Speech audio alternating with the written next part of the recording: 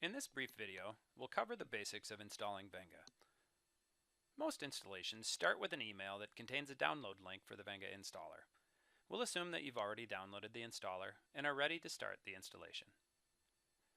There are two types of Venga installations: a server installation, which is done only once on your network, and a workstation installation, which is performed at each computer that will be used to communicate with Venga.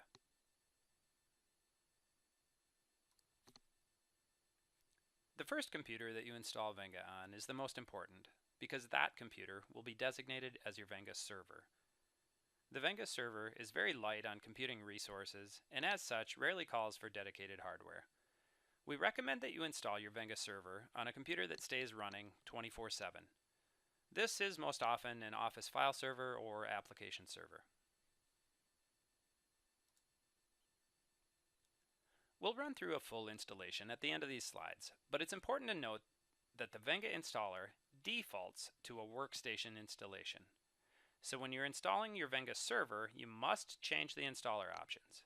Make sure to uncheck all workstation options and check both server options. When you install and run Venga on the first workstation, you should take a few minutes to configure it for your Office setting. Doing this up front will make the rest of the installations go more smoothly. In fact, the configuration that you create on the first workstation will be the default that all other workstations start with. There's a separate video tutorial that covers configuring Venga in more detail.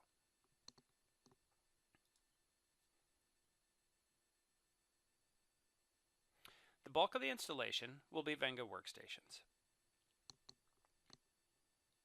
At this point, we're ready to do a walkthrough of the server installation now.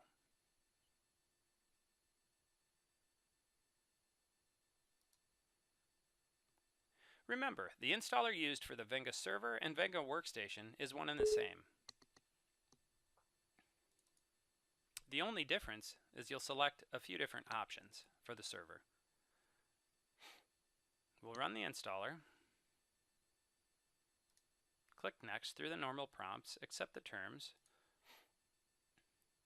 You'll notice at this screen, the installer defaults to a workstation installation. Since we're installing the server first, we'll want to uncheck these options and select the server options.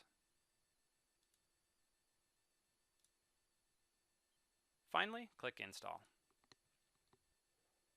The installer should complete within a minute, and at the end, we'll prompt you to start the Venga service. We'll answer yes.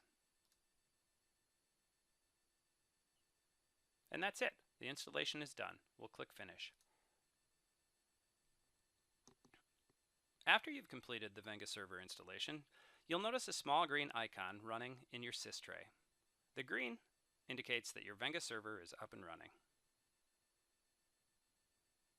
At this point, you're ready to install your first Venga workstation.